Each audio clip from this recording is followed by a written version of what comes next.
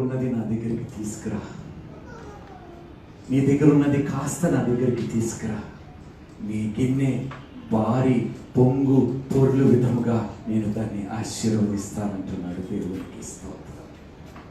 నన్ను నమ్మమ్మా. ఒక పూట ఆకలిగా ఉన్నప్పుడు నేను ఎంత అల్లాడిపోయానో నాకు తెలుసు. నీ దగ్గర ఉన్నది నాకు ఇవ్వు, దాన్ని నూరంతులుగా తిరిగి నీకు ఇస్తాను అంటున్నాడు. నీ నిస్సహాయ స్థితిని దేవుని ముందు పెట్టండి. సహాయం చేసేవాడు నీకు తోడుగా ఉంటాడు. Naresh, don't fear. దేనికి భయపడకు, దేవుడు మనకి తోడుగా ఉన్నాడు. ఏ విషయంలోనమ్మా ఎవరైనా నా మాటలు విన్న వారందరూ, ఈ యొక్క ప్రోగ్రాం చూస్తున్న వారందరికీ నేను మనవి చేస్తున్నాను, దయచేసి అధైర్య పడి అబద్ధపు మాటలు నమ్మి మీ ప్రయాణానికి మీరే ఆటంకము సృష్టించుకోకండి. చూడండి, తిండి లేదు, తిండి ఇచ్చాడు. నీళ్లు లేవు, నీళ్ళు ఇచ్చాడు. సొనుక్కున్నారు, మధ్యలో ఏమొచ్చాయి?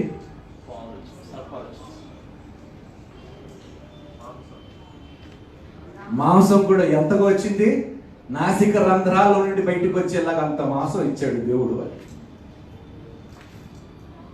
అంటే కొన్నిసార్లు పాములు వస్తాయి, కొన్నిసార్లు ఇబ్బందులు వస్తాయి, కొన్నిసార్లు నీళ్లు ఉండవు, కొన్నిసార్లు తిండి ఉండవు. చాలా మంది ఇలాంటి పరిస్థితుల్లోని ఈ అనుభవాల్లో వెళ్తున్నారు. కానీ దేవుడు ఏమంటున్నాడు తెలుసా? మీ గమ్యం వరకు, మిమ్మల్ని చేర్చే వరకు నేను నీకు తోడై ఉంటాను, భయపడుకుడి. ఎవరు ఏమన్నా అన్నా నేను మాట ఇచ్చాను. భూమియు ఆకాశము గతించిన నా మాట ఎన్నడూ గతించిపోదు. 2 నిమిషాలు మనం మౌనంగా మీరున్న స్థలాల్లోనే ఉండి ప్రార్థన చేయండి. ఏ విషయము నేను భయపడాలి ప్రభు? దేని నిమిత్తము నేను భయపడాలి ప్రభు? ఇంతవరకు భయపడినందుకు, అధైర్యపడిపోయినందుకు, వేరే వాళ్ళు మాటలు విని నన్ను నేను అధైర్యపరచుకున్నందుకు క్షమాపణ కోరుకుంటున్నాను. I will fear nothing lord. నేను దేనికి భయపడను. యెహోవా యందు భయభక్తులు కలిగిన వాడే జ్ఞానుడు. నీకు మాత్రమే నేను లోబడతాను, నీకు మాత్రమే భయభక్తులు కలిగి నేను బ్రతుకుతాను. మనిషి ఏ పాటి వాడు నాయన ప్రభు? ఆవిరి లాంటి వాడు, గడ్డితో పోల్చావు. అలాంటి మనిషిని నేను చూచి భయపడాలా? నాయనా, నా మార్గము సరళపరచు ప్రభు. ఈ యుద్ధము నేను పోరాడలేకపోతున్నాను. కష్టాలు, అప్పులు, అవమానాలు, శోధనలు, శ్రమలు కప్పించి ఉన్నాయి నాయన ప్రభు. అంత చీకటి తప్ప ప్రభు నాకు ఏమి కనిపించటం లేదు ప్రభు.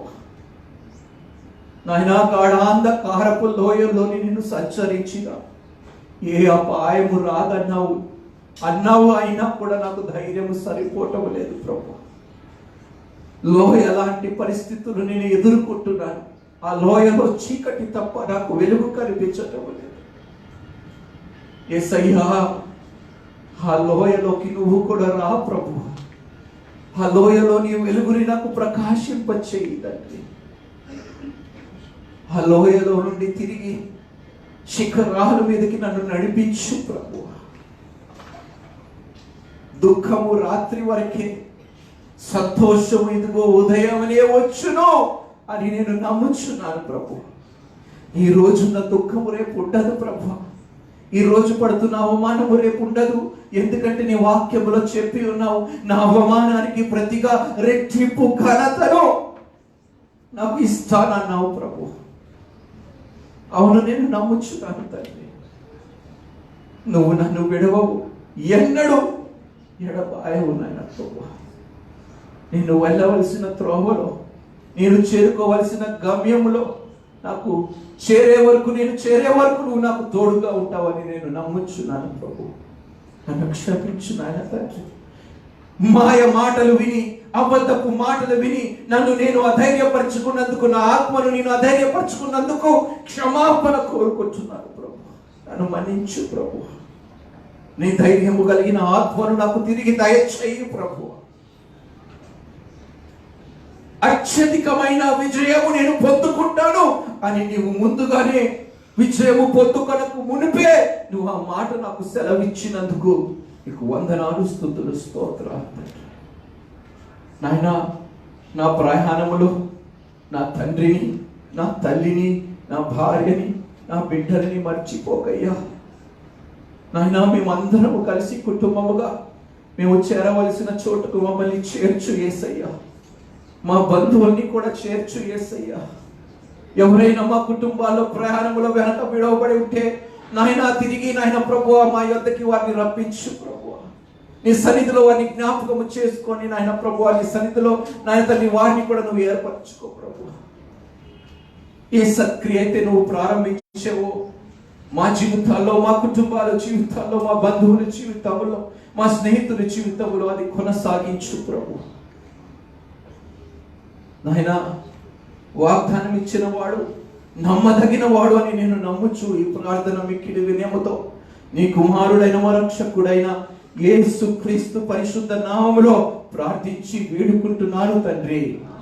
ఆమేన్. ఆమేన్. Praise the lord.